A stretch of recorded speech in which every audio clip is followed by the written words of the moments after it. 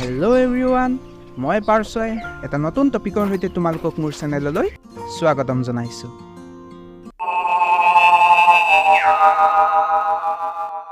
আন্তঃৰাষ্ট্ৰীয় বিজ্ঞানীৰ এটা দলে নাছাৰ জেমছ ৱেব মহাকাশ টেলিস্কোপৰ সহায়ত মহাকাশত প্ৰথমবাৰৰ বাবে নতুন কাৰ্বন কম্পাউণ্ডৰ ধৰা পেলাইছে। মিথাইল কেটায়ন নামেৰে জনাজাত এই মলিকিউলটো অতি গুৰুত্বপূৰ্ণ কাৰণ ই অধিক জটিল কাৰ্বন ভিত্তিক মলিকিউল গঠনত সহায় কৰে। এই মিথাইল কেটায়ন ধৰা পৰিছিল এটা ইয়ং ষ্টাৰৰ ছিষ্টেমত, য'ত আছিল এটা প্ৰ'টোপ্লেনেটেৰী ডিস্ক, যাক D2O3-506 বুলি জনা যায়, যিটো অৰিয়ন নেবুলাৰ পৰা 1350 আলোকবৰ্ষৰ দূৰত অৱস্থিত।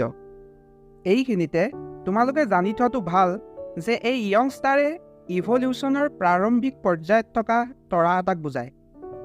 প্ৰ'টোপ্লেনেটেৰী ডিস্ক হৈছে নতুনকৈ গঠিত ইয়ং ষ্টাৰ এটাক আগুৰি থকা ঘন গেছৰ ঘূৰ্ণনশীল বৃত্তাকাৰ ডিস্ক। এই কাৰ্বন কম্পাউণ্ডসমূহে আমি জনা সকলো জীৱৰ ফাউণ্ডেশ্যন গঠন কৰে, আৰু সেইবাবেই পৃথিৱীত জীৱন কেনেকৈ বিকশিত হ'ল আৰু আমাৰ বিশ্বব্ৰহ্মাণ্ডৰ অন্য ঠাইত এই জীৱন কেনেকৈ বিকশিত হ'ব পাৰে, এই দুয়োটাকে বুজিবলৈ কাম কৰা বিজ্ঞানীসকলৰ বাবে এই আৱিষ্কাৰ বিশেষভাৱে আকৰ্ষণীয়। সাধাৰণতে UV ৰেডিয়েশ্যনে কমপ্লেক্স অৰ্গেনিক মলিকিউল ধ্বংস কৰিব বুলি আশা কৰা হয়, কিন্তু দলটোৱে প্ৰেডিক্ট কৰিছে যে UV ৰেডিয়েশ্যনে প্ৰকৃততে প্ৰথম অৱস্থাত মিথাইল কেটায়ন গঠনৰ বাবে প্ৰয়োজনীয় শক্তিৰ উৎস প্ৰদান কৰিব পাৰে। এবাৰ গঠন হোৱাৰ পিছত ই অতিৰিক্ত কেমিকেল ৰিয়েকশ্যন প্ৰমোট কৰি অধিক জটিল কাৰ্বন কম্পাউণ্ড নিৰ্মাণ কৰে।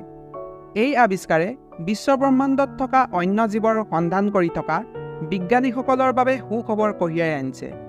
আজিৰ ভিডিঅ'টো ইমানতে সামৰণি মাৰি মই পাৰ্চৱাই তোমালোকৰ পৰা বিদায় মাগিছোঁ।